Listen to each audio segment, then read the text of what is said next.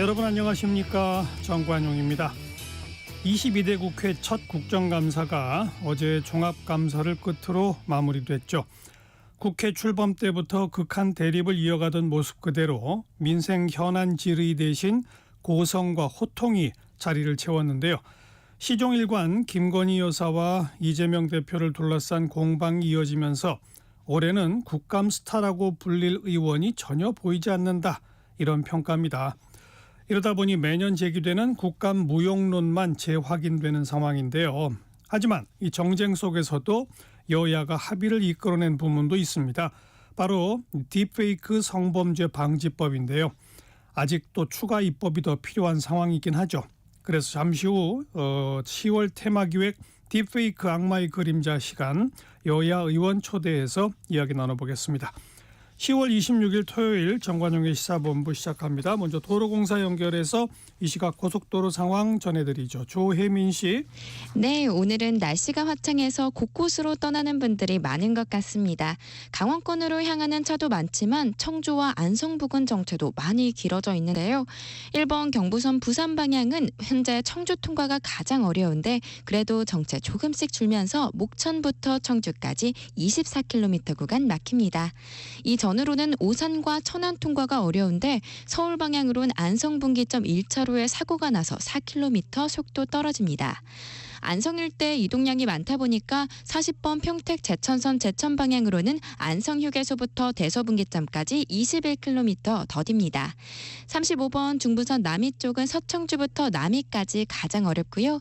45번 중부내륙선은 창원 쪽으로 여주부터 감곡까지 정체입니다. 강원권은 60번 서울 양양선 양양 방향으로 덕소 3패부터 15km 구간, 조양부터 10km 구간 불편하고 50번 영동선 강릉 쪽은 총 54km 어려운데 경기권인 반월터널과 마성, 용인에서 6, 7km씩 막히다가 호법분기점부터 여주분기점까지 가장 힘겹습니다. 강원권은 여주부터 52번 광주원주선 원주 방향은 동곤지안부터 12km 정체입니다. 지금까지 한국도로공사 교통센터 조혜민이었습니다.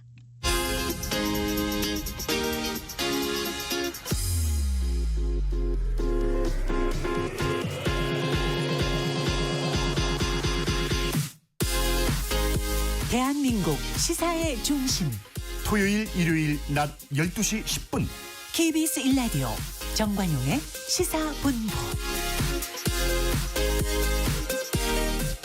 하나의 키워드로 다양한 뉴스 정리해드리는 주간 뉴스 큐레이션입니다. 한국일보 박지연 기자, 어서 오세요. 안녕하세요. 당신의 뉴스 큐레이터 박지연입니다. 네, 오늘의 키워드는 뭡니까? 오늘의 키워드 공조입니다. 공조. 네. 함께 힘을 합해서 뭘 한다, 이거죠. 맞아요.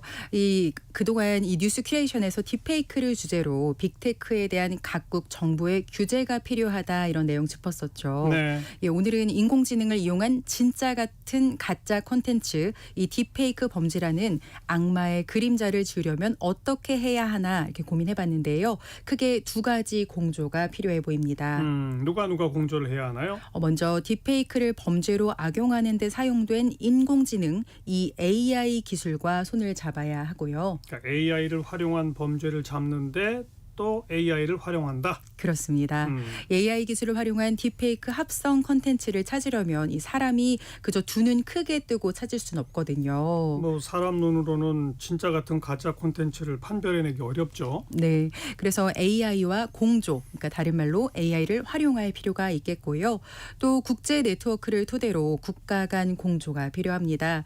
다크웹이나 해외에 서버를 둔 사이트에서 이 딥페이크 성착취물이 유통되면 우리 수사당국 관할을 넘어서니까 처음부터 벽을 만나는 거잖아요. 이 악마의 그림자를 지울 해결책 함께 고민해 봅니다. 네, 먼저 첫 번째 공조, 그러니까 AI를 활용한 범죄를 찾는데 AI를 활용한다. 네, 그렇습니다. AI로 발생한 딥페이크 성범죄를 AI로 해결하기 위해 기업들이 AI 기술로 대응에 나서고 있습니다.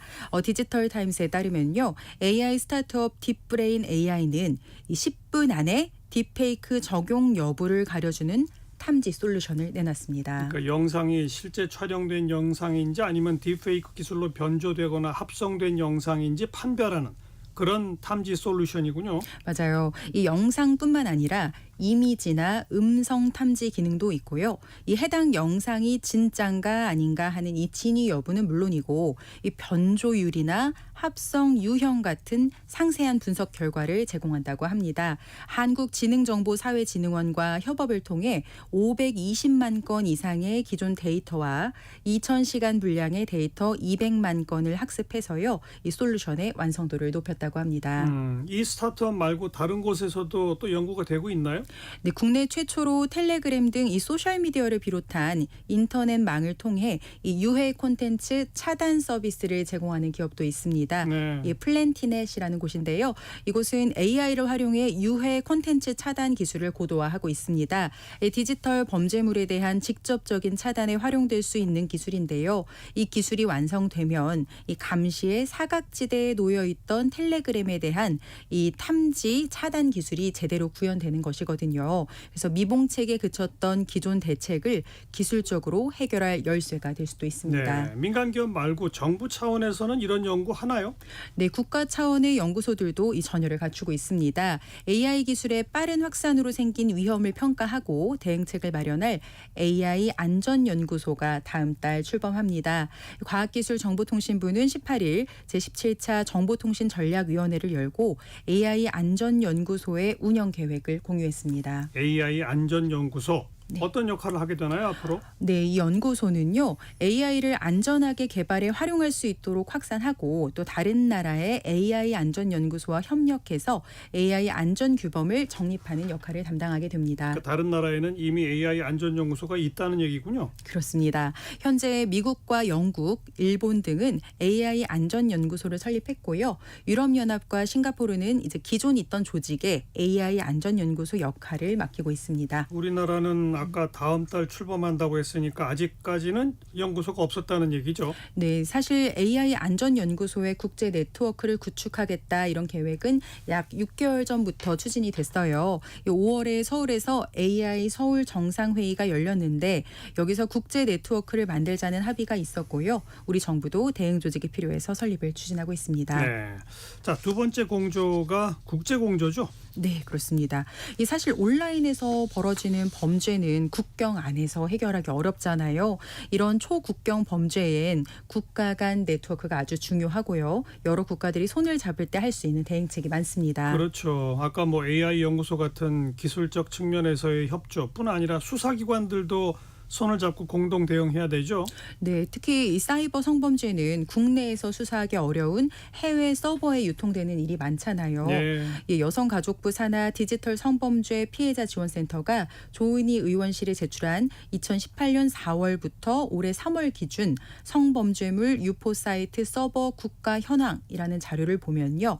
적발된 26,400여 건 중 약 95%인 25,200여 건이 미국과 호주, 네덜란드 등 이 해외에 서버를 둔 사이트에서 유포되고 있었습니다. 그럼 이 국제 공조는 필요가 아니라 필수네요. 맞아요. 이와 관련해서 경찰은 인터폴 업무를 수행하는 회원국 내 조직인 이 국가중앙사무국 NCB를 통해서 모든 회원국에 사이버 성범죄 동향과 수법 등을 공유하고 또 공동 대응을 요청하기도 했고요.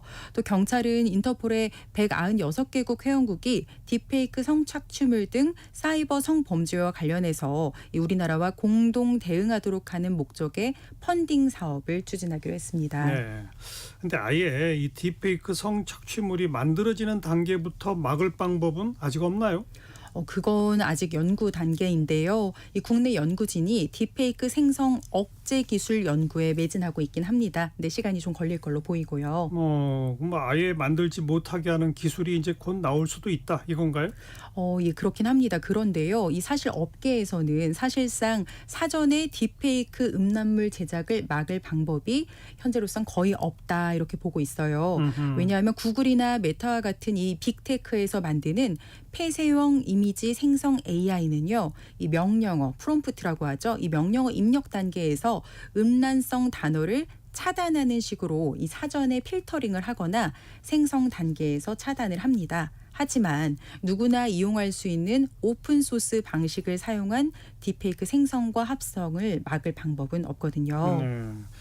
그럼 뭐 만드는 걸 못 막는다면 유통이라도 안 되게 널리 퍼지지 않게 해야 되죠. 네, 맞아요. 이달 뉴스 큐레이션에서도 이 빅테크를 규제하는 게 가장 현실적인 해법이다 이렇게 말씀을 드렸었는데요. 사실 온라인 사이트나 애플리케이션 같은 온라인 플랫폼에서 이 불법 콘텐츠나 유해 콘텐츠를 철저하게 감시하고 또 삭제하는 게 지금으로선 가능한 현실적인 방법입니다. 네.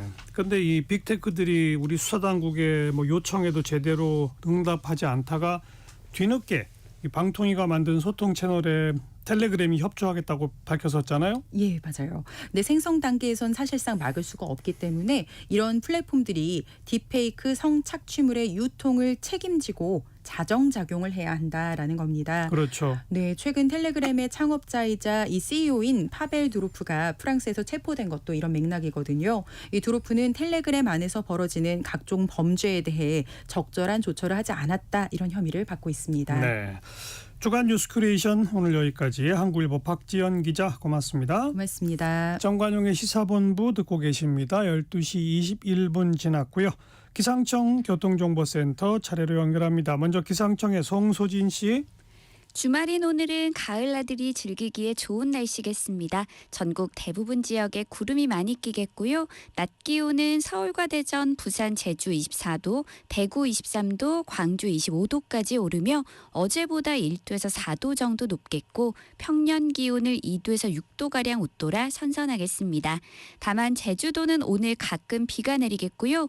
일요일인 내일은 제주도를 비롯해 남부지방에도 비가 오겠습니다.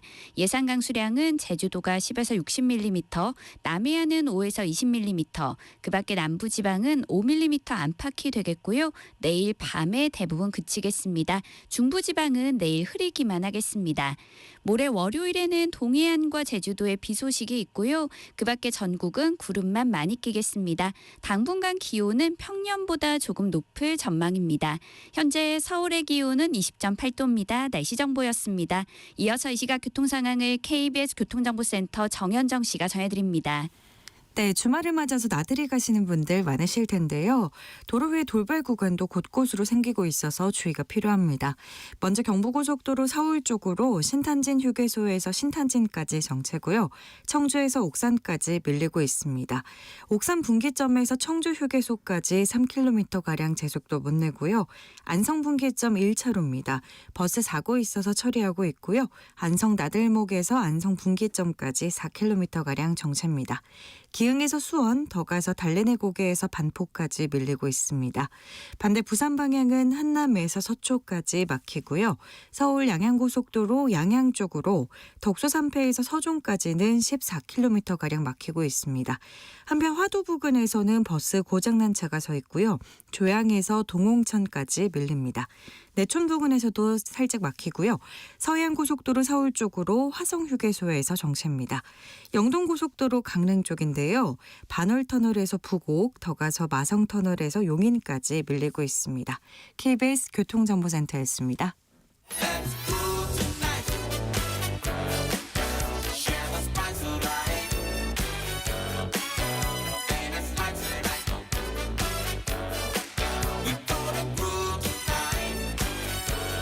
국민 MC 정관용. KBS 1라디오 정관용의 시사본부. 들어보면 달라요. 10월 테마기획 딥페이크 악마의 그림자. 그동안 이 딥페이크 범죄의 실상, 그 문제의 심각성 이런 것 등을 짚어봤는데 오늘 마지막 시간으로 이 악마의 그림자 어떻게 지울 것인가 이런 제목으로 여야 국회의원 초대해서 이 딥페이크 범죄에 대한 국회의 인식과 앞으로의 입법 상황 알아보도록 하겠습니다. 먼저 창원 마산 하포구 지역구인 또 상임위 과방위 소속의 국민의힘 최형두 의원 어서 오세요. 네, 안녕하십니까. 네.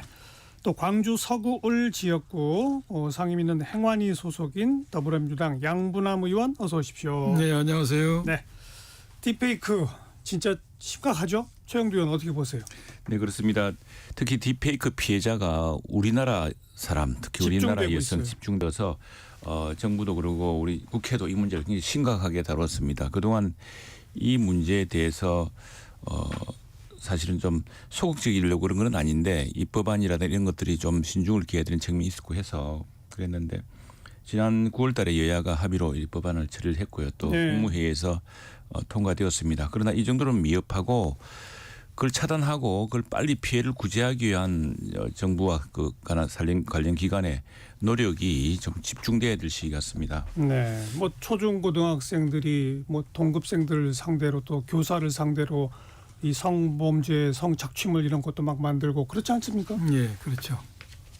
우리가 지난번에 N번방 사건이 있었지 않습니까? 몇 년 전에. 그때도 N번방 사건이 있어서 야 이거 큰일 났다 해서 입법을 서둘러서 그 당시에 이제 우리가 아동 청소년법에 아청법이라 하기도 하고 청소년 보호법이라 하는데 이제 그 법에서 여러 가지 이걸 규율할 수 있는 강한 조치들이 나름 있었죠. 그렇지만은 그 당시에도 현실을 다 입법이 따라가지 못해서 예. 이제 오늘 이런 중대한 사건 이제 서울대 N번방 인하대 N번방 사건이 나면서 아 이러다가는 우리나라 전체가 이런 딥페이크 범죄로 인해서 온상이 되겠다. 전 국민이 네. 피해자가 되겠다. 피해자가 됐다는 불안한 마음이 생긴 거죠.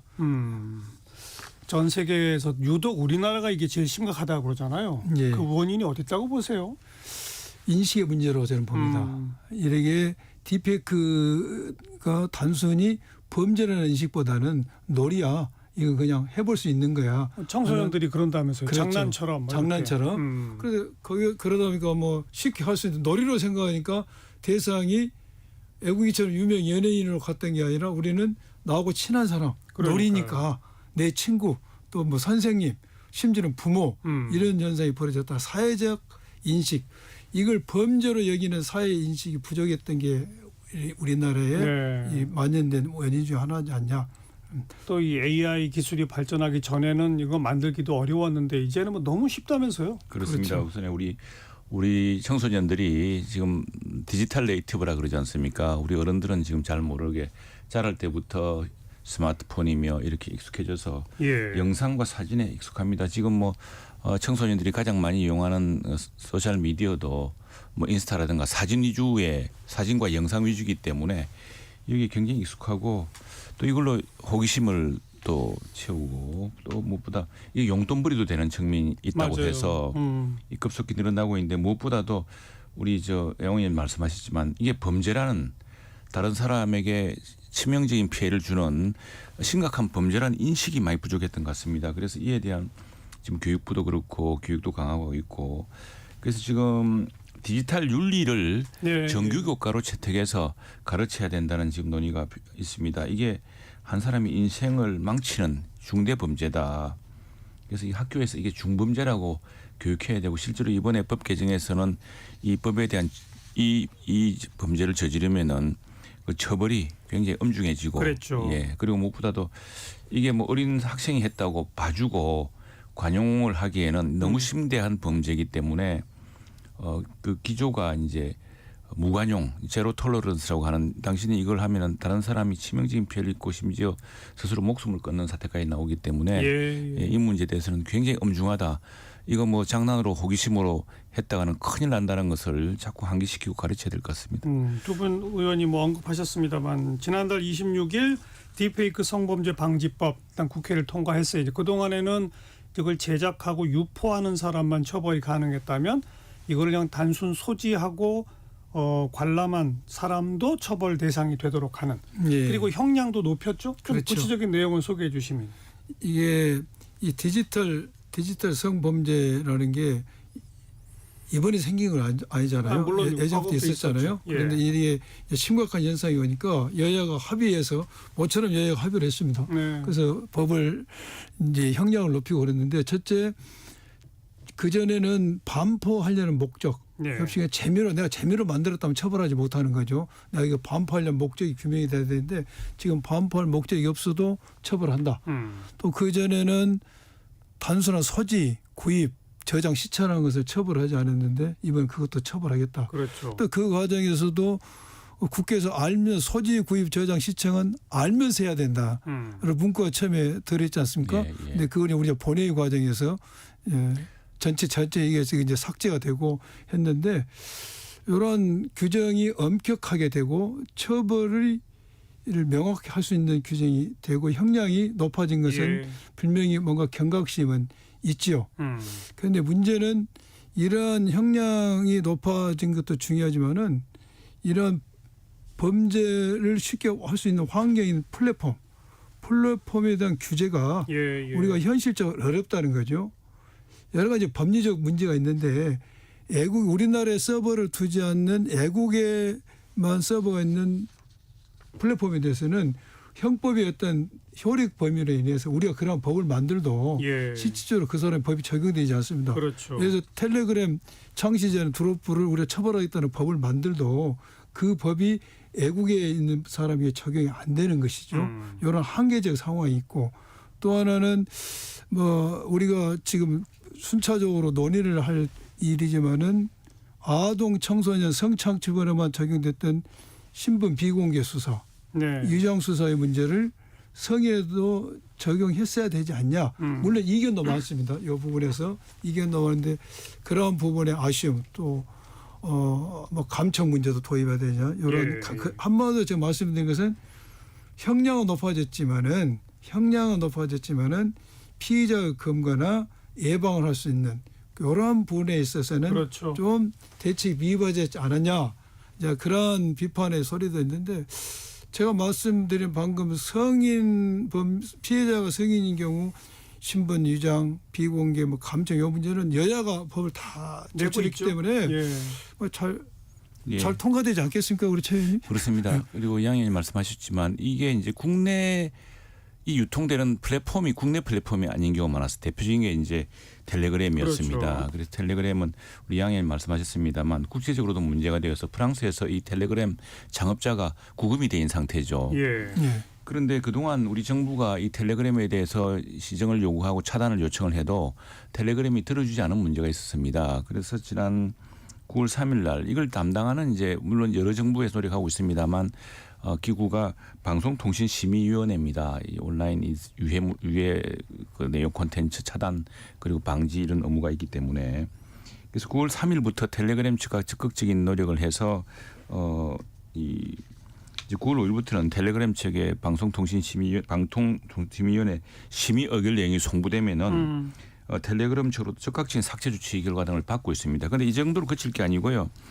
이 디지털 성범죄의 원 소스 정보를 삭제하는 협업을 위한 본격적인 국제 기구가 이제 지난 출범했습니다.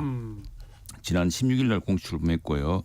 우리나라에서는 이제 방송통신심의위원회 유림위원장과 호주의 온라인 안전국, 또 프랑스, 네덜란드 그러니까 네 군데가 지금 창립해온 기관으로 참석했습니다. 이 문제는 우리나라에서 가장 피해자가 심각했던 만큼 우리나라가 좀 주도하고 있습니다. 주도하고 있어서 이 피해자 및 기술 중심 접근 방식으로 해서 연령과 성별에 관계없이 모든 종류의 디지털 성범죄 정보에 대응하기 위한 글로벌 노력을 같이 하자. 이렇게 해야 다른 곳에서 업을 두고 다른 곳에서 이렇게 하니까 국내법이 영향을 미치지 못하지 않습니까? 그래서 이 문제 특히 우리나라에서 피해가 컸던 만큼 우리 정부가 좀 주도적으로 해서 해야 되고 우리 국회도 이걸 좀 뒷받침하면 좋겠는데 지금 우리 제가 국회가 기술정보방송통신위원회라고 하는 긴 상임위원회 지금 국민의힘 여당의 간사입니다. 간사인데 보면은 방송 문제에 너무 매몰이 돼 있어서 이 통신 특히 이로 인한 침해 이런 사안에 대해서도 좀 소홀한 거 아닌가 걱정입니다. 그래서 여기 다시 힘을 모으고 있는데 뭐 여기 대해서는 야당도 이견이 없는데 문제는 방통이고 방송심의위원회고 지금 뭐 이게 정쟁의 대상이 돼 가지고 이 조직이 이 문제에 집중하기 좀 어려운 상황이 있습니다. 이 문제는 이제 정기 국감이 끝났기 때문에 다시 한번 여야가 힘을 모으고 뒷받침할 생각입니다. 아무튼 이제 처벌 대상을 확대하고 형량을 높이는 법은 이미 통과가 됐고, 그다음 플랫폼 규제를 위한 국제적인 공조도 차근차근 이제 속도를 내고 있는데, 아까 이제 양 의원님이 잠깐 언급하신 것처럼 여야 모두 지금 법안을 내고 있는 게 우선 국민의힘 쪽에서는 감청 관련된 법안을 냈잖아요. 어떤 내용입니까? 예, 이제 이 사실 감청을 통해서 범죄를 단속하자는 이런 게 그 대상 범죄가 그동안 몇 있습니다. 뭐 마약 범죄라든가 또 형법이나 국가보안법, 군사기밀보호법, 마약류관리법, 총포화약법 등 이제 규정한 범죄 중에 중 일부 범죄, 전체 범죄가 일부 범죄에 대해서는 수사기관이 감청을 할 수 있었습니다. 이 통신비밀보호법 5조에 통신 제한 조치의 허가 대상 범죄로 디지털 성폭력 범죄를 추가하는 내용입니다. 이 법안 일부의 디지털 성범죄, 성폭력 범죄들을 이제 추가하는 내용인데 뭐 여기에 대해서는 이 감청의 필요성, 감청을 통한 수사의 효율성을 높일 수 있기 때문에 그리고 이게 감청이라는 게 또 영장 절차를 거치기 때문에 이렇게 함부로 남발되지는 않습니다만 그러나 지금 또 국회 내에서도 그럴 경우에 다른 목적으로 사용될 수 있지 않느냐라는 우려도 있고 한데 그런 예. 문제는 여야가 좀 더 엄격한 규정이라든가 근데 항상 그렇습니다. 무엇을 단속을 하기 위해서 이제 함정 수사 논란이 있는 그런 것이죠. 이 함정 수사를 통해야지만이 마약 일당을 사로잡기도 붙잡기도 좋고 또 특히 이제 범죄 조직에 잠입해서 뭐 하는 이런 경우도 있지 않습니까? 그런데 이제 그런 것들이 종종 자칫 다르게 남용되면 어떡하느냐, 그 인권 침해 소지가 있지 않느냐 이런 걱정이 있는데 강력하게 단속하고 처벌하기 위해서 필요한 수단과 또 이 과정에서 지나쳐서 이것이 오히려 어떤 사실은 전혀 엉뚱한 그러니까 무고한 사람을 인권을 침해하게 되는 경우가 있지 않겠나 하는데 그 부분은 철저하게 주의하고 배제시켜 나가면서 네.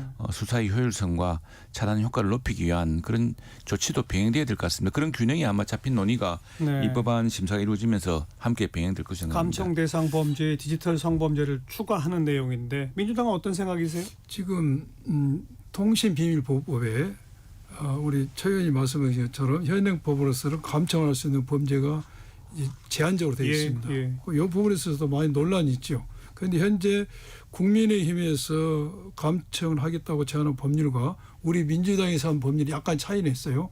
지금 우리 민주당에서는 디지털 성범죄 전체에 대해서 감청을 하자는 그런 아니고 저쪽 국민의힘에서 아마 유상범 의원이 발의한 것 같은데 그런 아동 청소년 성착취물. 예. 그러니까 우리 민주당에서는 성착취물에 대해서는 전체를 하자는 것이고 아동 청소년뿐 아니라 모든 것. 하자는 그게 아닙니다. 예. 아마 이게 토론이 되겠죠. 국민의 제가 오기 전에 좀 신문을 봤더니 국민의 70% 이상이 이 감청 성착취물에 대한 감청을 찬성한다는 의견입니다. 그런데 반대 의견은 이제 범죄로 효과적으로 대응할 수도 있는 것. 예를 들어서 누군가가 성착취 딥페이크 범죄를 저지른 걸 알았다. 감청을 알 수 있을 거 아닙니까? 그런 어떤 범죄 규모도 알 수가 있고 어떤 누트를 알 수가 있지만은 이것이 모든 제도가 그런 게 악용됐을 때 국민의 사찰, 민간인 사찰 논란. 사찰, 네. 기본권 침해, 불특정 다수인에 대해서 그래서 이런 부분에 대해서 할 경우에 그런 어떤 우려를 불식시킬 수 있는 보안 장치나 안전 장치도 우리가 깊게 연구해봐야 되지 않겠냐. 예를 들면 어떤 안전 장치가 있을 수 있을까요? 저도 지금 선뜻 떠오지는 않은데 그런 부분은 뭔가 기술적으로라도 그런 보안 장치가 이루어지지 않냐 생각이 들고요.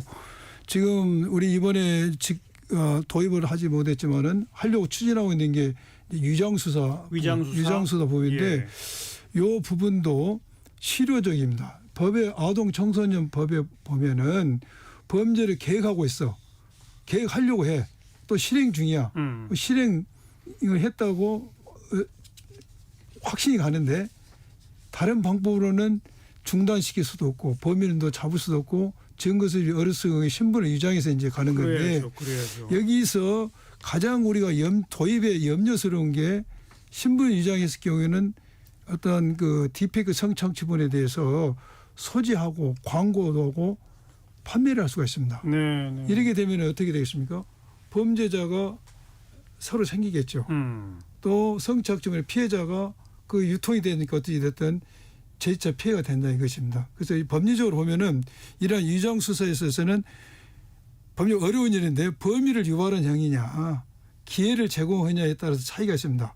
그런데 이 아동 청소년법에서도 기회 제공형이 돼야지 범위를 유발시켜서 안 된다는 것입니다. 그래서 이 부분에 있어서는 굉장히 이제 신중하게 다뤄야 될 문제가 있습니다. 이 부분도 여야가 공히 그 법을 냈기 때문에 아마 통과될 것 같은데. 뭐 국민의힘 입장은 어때요? 위장 수사 부분에 대해서? 그것도 이제 지금 위장 수사가 이제 허용되는 범위가 있고 법원에서도 케이스마다 이 사건마다 다릅니다. 근데 그 아동 성착취를 단속하기 위한 경찰관이 이제 실제로 고객인 척 해서 접근해야죠. 접근해서 이제 잡은 경우가 있는데 그게 1심, 2심 판결이 다르고 한데 그 경우마다 좀 다르지만 그게 이제 위장 단속이라는 건 어떻게 보자면 전 세계적으로 많이 사용되고 있는 수법이고 이것이야말로 그 범죄에 대한 경각심과 또 범죄인들이 함부로 활개치지 못하도록 하는 조치이기 때문에 예 그런데 이제 위장 수사가 또 그 좀 지나칠 수가 있지 않느냐 그러니까 항상 이제 과유불급이다라는 이런 걱정 때문인데 거기에 대해서도 이제 그걸 실행하는 이제 사법 경찰관들 이런 분들에 대해서 굉장히 매뉴얼이 근데 우리가 영화 보면 아시다시피 모든 범죄자를 잡을 때는 미란다의 원칙을 고지하지 않습니까? 당신은 수갑을 채우는 순간 그런 것처럼 굉장히 매뉴얼화되어서 자칫 저지르기 쉬운 인권 침해라든가 이런 것들을 미리 예방하고 숙지하는 과정을 통해서 효과를 높여야 되고 또 하나는 지금 방송통신심의위원회도 그런데 지금 모니터링을 굉장히 강화하고 있습니다. 그리고 또 원스톱으로 예컨대 지금 당장 내가 우리 가족이 이런 피해를 당했다고 했을 경우에 이거 어떻게 지워달라고 할지를 모를 수가 있습니다. 그래서 이제 방송통신심의위원회 같은 게 이제 주기관인데 왜냐하면은 온라인의 차단 조치 이런 것을 요청할 수가 있기 때문에 1377 전화번호가 있습니다. 137 신고센터라든가 이게 이제 학교는 학교대로 또 경찰은 경찰대로 이야기하고 있습니다만 이 피해 신고를 할 수 있는 집중한 모니터링 시스템을 좀 강조를 하고 있습니다. 그래서 이번에 저희들도 여기에 좀 인력을 좀 더 늘려서 하려고 그러고요. 또 SNS 대상 중점 모니터링을 해서 누구든지 보기도 하고 실제로 숙달된 인력이 더 빨리 찾을 수가 있거든요. 이게 그렇죠. 확산되기 전에. 예. 그래서 이제 중점 모니터링 24시간 내 시정 요구 또 적각 수사리 같은 3단계 조치로 접근하고 있는데 여기에 대해서는 인력관의 인력과 또 그 장비 또 이제 예산 이런 것들이 한꺼번에 함께 진행돼야 될 것 같습니다. 어쨌거나 국민 누구나가 피해를 당한 즉시 그걸 복구할 수 있는 그런 조치를 정부가 다 제공을 해야 될 거로 생각하고요. 지금 여야 간에 이제 법리적 논란이 그러니까 법을 따지다 보면은 예컨대 지난번에 문제가 됐던 그런 사실을 알고라는 것은 이제 법조문에서는 들어 쓰는 것인데 아마 그게 그때 이제 좀 민주당에 대한 비판이 쏟아졌습니다. 온 난리가 났어요. 나라가 우리 문자들도 폭탄이 오고 그랬었는데 그래서 본회의에서 급히 그 알고 무엇을 알고서 그럼 알고도 모른다고 주장하면 그럼 처벌할 근거가 없지 않느냐라는 이제 당연한 의구심과 이거 공연히 이거 봐주려고 하는 거 아니냐라는 이제 과도한 의심까지 생기면서 국회 그 법안 과정에 대한 국민적인 불신과 분노가 커졌었는데 그 문구를 뺐죠. 예, 문구를 뺐는데 이제 그 문구라는 것이 그게 뭐 저는 당시에 그 문구와 관계가 없습니다만 이제 법안을 심사하는 과정에서는 그런 여러 가지 형평의 문제 또 과도한 것의 문제 효율성의 문제 이런 것들이 한꺼번에 논의될 텐데 이 문제에 대해서는 여야가 이견이 없기 때문에 그러니까요. 아까 말씀하셨듯이 감청도 그렇고 위장 수사도 그렇고 자칫 악용되거나 이렇게 될 우려만 좀 그 차단하는 그런 것만 좀 지혜를 짜내면 될 것 같고요. 그다음 정청래 의원 등이 낸 그 범죄 수사를 위한 통신 제한 조치 허가 요건 요건 무슨 내용입니까? 그게 바로 감청이죠. 그게 감청이죠. 감청인데 유성범 의원은 아동 청소년만 하고 주로 제한하자는 것이고 우리 정청래 의원은 성범죄, 성폭력 범죄에 나온 거 아청을 전부 다 하자는 주장입니다.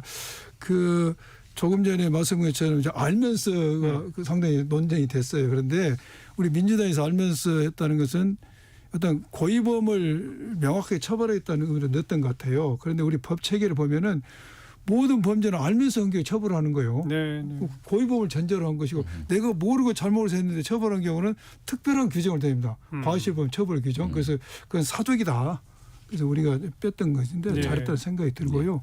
이제 신분 위장 수사가 굉장히 중요한데 당연히 이제 법원에 허가를 받아야 될 문제인데 굉장히 이 부분은 실효적입니다.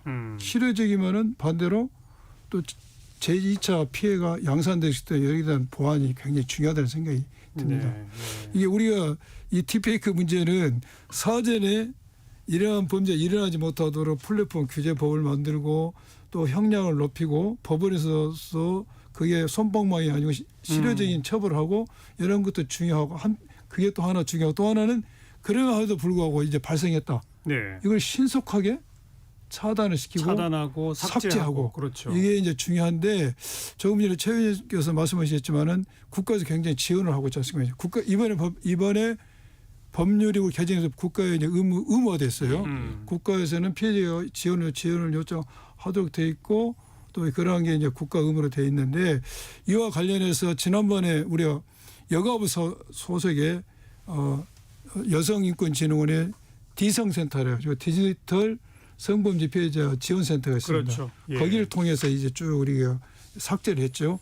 그 현재 14개 특화 상담소가 있고 부산, 인천, 경기, 서울 4군데 지자체에서 관여하고 있는데 이러한 것에 인력 어떤 문제라든지 인력이 부족하다는 보도가 많아요. 많죠. 예. 이런 부분에 대해서 이번에 우리가 성폭력 피해자 보호법에 의해서 그것의 법적 근거를 마련했는데 이 일을 하려면 아직은 많은 인력과 지원이 필요하다. 그래서 정부에서도 범정부 대책을 마련해서 내년 3월까지 직접 단속한다고 하는데 예. 그것도 좋지만은 이러한 디성센터를 비롯해서 실제적으로 이 일이 벌어졌을 때 접속 업무를 하는 기관들에 대한 지원, 국가적 지원, 인력도 증원시키고 여러 가지 어떤 설비라든지 이게 굉장히 중요할 것 같다는 생각이 듭니다. 맞습니다.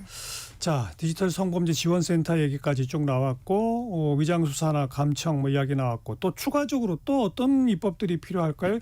일각에서는 이런 얘기가 나와요. 요즘 10대들의 이런 범죄가 워낙 많으니까 사실 이 디지털 성범죄 얘기 이전부터 있었던 얘기입니다만 촉법소년 연령을 좀 조절해야 되는 거 아니냐 이런 얘기 나오고 있잖아요. 어떻게 보세요? 그렇습니다. 실제로 그 딥페이크와 사이버 폭력, 성폭력 이런 것 때문에 학교 폭력 피해 조사 교육부가 이제 전수조사하는 게 있습니다. 2024년 1차 학교 폭력 전수조사 결과에 보면은 지난해 그 학교 폭력 표본 조사 결과와 동시에 비교를 해보니까 올해 조사에서는 전체 응답자의 2.1% 즉 6만 8천 명이 학교 폭력 피해를 입었다고 응답했습니다. 이게 초중고겠죠. 그런데 초등학생들이 응답자가 높았습니다. 이게 이제 초등생의 4.2%가 학폭을 그러니까 뭐냐면 100명 중에 4명이 학교 폭력을 당했다고 이제 이야기하는 겁니다. 그런데 이건 중학생과 고등학생의 경우는 1.6%, 0.5%였거든요. 이게 이제 초등학생이 이게 바로 촉법 소년의 이제 해당 초등학생 상급생부터 그렇죠. 중학교 올라가는까지가 촉법 소년제석의 현재 14세예요. 14세까지인데 촉법 소년이라는 것은 이제 상당히 형법상 범죄에 해당하지만 아직 미성년이니까 거기에 대해서 감경을 해주고 배려를 해주는 이런 상황인데 이걸 이제 13세로 낮추자. 그러니까 지금 특히 초등학생까지 나오고 가니까 그런 이야기인데 여기에 대해서는 여러 가지 좀 이게 국제적인 기준과도 비교를 해봐야 되고요.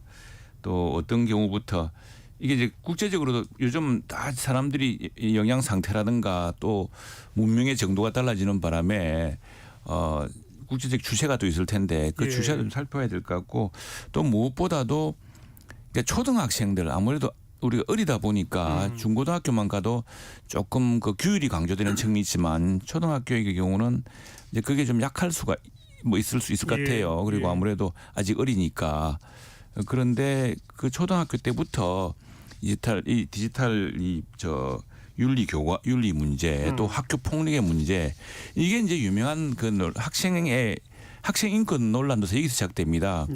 제가 이제 워싱턴 특파원도 해보고 아이들 미국도 길러보았는데 미국 가보면은 학생들한테 학생의 권리와 의무라는 걸 줍니다. 권리와 의무를 동시에 줍니다. 그리고 부모에게도 학생의 권리와 의무라는 것을 읽게 하고 서명을 하게 합니다. 거기 보면은 굉장히 구체적입니다. 내가 내 인권을 보호받아야 되는 것처럼 나도 남의 인권을 보호해야 된다. 내가 다른 내 친구를 집적거리나 괴롭혀서는 안 된다. 외모를 가지고 해서는 안 된다. 근데 우리는 이제 학생 인권 조례라고 해서 인권을 너무 강조한 것 아니냐 논란이 있었죠. 그러다 보니까 사실 선생님들이 학생들을 이렇게 제대로 지도할 수도 없는 문제가 있었고 이게 교육계의 큰 논쟁거리였는데 인권과 의무를 동시에 가르쳐야 되고 학생들에게 그 윤리라는 측면에서 내가 내 인권을 존중받아야 되는 만큼 나도 친구의 다른 아이의 인권을 존중해야 된다. 맞아요. 뭐 학습방법의 차이를 비웃지 않는다. 뭐 외모를 가지고 비웃지 않는다. 그리고 뭐 서로 애들끼리 한 걸 왜 그러십니까? 이게 애들끼리 문제가 아니거든요. 알겠습니다. 예. 그 촉법소년 연령 조정에 대해서 민주당은 어떤 생각이세요? 지금 조금 전에 말씀하신 것처럼 이번에 제가 경찰청에서 저희 의원실에서 디페이크 현황을 뽑아왔어요. 그랬더니 전체 범죄 건수 중에서 1월 달부터 8월까지 80%가 10대였어요. 맞아요. 그럼 10대 중에서 촉법 소년이 15%가 18%를 차지했습니다. 예. 굉장히 높은 비율. 촉법 소년이라면은 촉이 이 접촉한다는 촉이거든요. 법에 접촉됐다는 뜻인데 이게 우리는 만 14세 이상이 되지만이 형을 받습니다. 그렇죠. 그런데 14세 미만인 아이들은 죄를 범하도 범죄가 되지 않습니다. 범죄가 되지 않고 그냥 내버려 둘 것인가 이거 그렇지 않죠. 네. 촉법소년이 되면은 법원에서 소년 송치를 해서 어떤 일정한 계도를 하고 있습니다. 그렇지만 신분상의 불이익은 받지 않죠. 네. 이게 전과가 기록이 되지 않기 때문에 그런데 이 부분에 있어서 늘 이 디페이크 성착취물 범죄 한정된 게 아니라 우리가 형사 정책적으로 전반적으로 예. 우리 최 의원도 말씀하시겠지만은 전반적으로 이 촉법 소년의 건수가 많아지고 또 촉법 소년들의 범행의 태양과 범행의 질이 매우 무거운 죄를 지고 있기 때문에 이걸 어떻게 할 것이냐 이게 문제입니다. 이것은 디페이크의 한정이 살 문제는 아니고 전체적으로 우리 형사 정책적으로 고려될 문제인데 14세를 정할 때는 여러 가지 이유가 있어서 정했을 겁니다.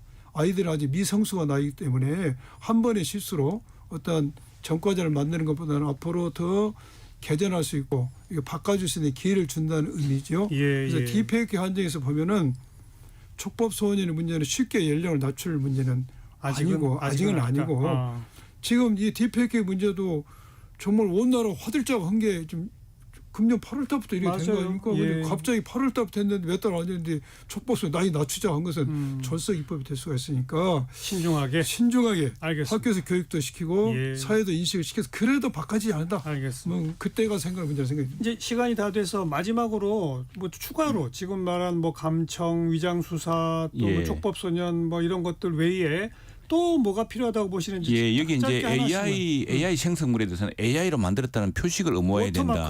워터마크제가 있습니다. 근데 이것도 이제 그 도입 필요성이 제기됐는데 이게 국내외 근데 우리나라에서 플랫폼이 우리나라 것만이 아니지 않습니까? 우리나라의 네이버라든가 다음 카카오에서야 하겠지만 만일 챗GPT가 안 한다면 안 하는 문제인데 그래서 이건 국제적인 주체와 특히 이제 미국의 주체와 비슷한데 캘리포니아 주 법안에서 보니까 챗GPT를 개발한 오픈AI가 찬성을 했고요. 그다음에 그래서 생성형 AI 창작물의 경우 출처 표식과 투명성이 중요하다라는 공감을 하고 있습니다. 이런 부분을 바탕으로 워터마크제, 워터마크제를 국제적 주체와 함께 또 어떤 경우는 우리가 주도해 가면서 양 의원님은 또 저도 똑같이 AI 생성물이라는 걸 표시한다. 이것은 미국에서도 행정명령으로서 시행되고 있는 것처럼 알고 있고 EU법에서도 시행되고 있습니다. 그리고 우리나라에서도 많은 법안이 지금 발의가 된 상태입니다. 발의가 돼 있는데 제가 정확히는 모르겠지만은 개발자 단계에서 할 것인가 이용자도 할 것인가는 범위 문제가 있고 요 표시화하는 데 있어서도 어떤 사업자 진입장벽 요 문제 해결되지 않는 것 같아요. 그런데 이건 표시화되지 않냐. 그렇죠. 예, 그런 중요하다. AI라는 게 그 부정적인 개념이 아니지 않습니까? AI 페이크라는 게 가치 중립적인 개념이고 우리가 자칫 잘못하면 이 사업을 어떤 사장시킬 수가 있거든요. 그러니까 딥페이크 그러니까 전부 다 나쁜 것만 있는 줄 알았는데 가치 중립적인 좋은 겁니다. 것도 있으니까요. 좋은 것도 있어요. 그러나 좋은 거 나쁜 걸 다 포함해서 표시는 하도록 하자. 그렇죠. 예. 알겠습니다. 자, 오늘 이 딥페이크 악마의 그림자 10월 테마기획 마지막 시간 국회 차원에서의 입법 과제들 좀 짚어봤는데요. 이미 통과시킨 법 하나밖에 없습니다. 나머지는 지금 아직 발의만 되고 논의가 되고 있는 거니까 좀 속도를 내서 빨리빨리 특히 무엇보다도 이 기본이 되는 AI 기본법을 빨리 서둘러야 됩니다. 자, 국민의힘 최용도 의원, 더불어민주당 양분남 의원 두 분 수고하셨습니다. 고맙습니다. 네, 수고하셨습니다. 감사합니다. 네, 10월 테마기획 이제 모두 마치고요. 다음 주 11월부터는 이 미국의 대통령 선거 그 결과에 따라서 우리가 참 엄청난 영향을 미치죠. 미 대선 기획 2025 백악관의 새 주인이란 주제로 5주, 5주에 걸쳐서 미국의 대선 전망 또 대선 결과와 이어지는 분야별 영향 등을 분석해 보도록 하겠습니다. 자, 1부 마칩니다. 1시에 다시 옵니다.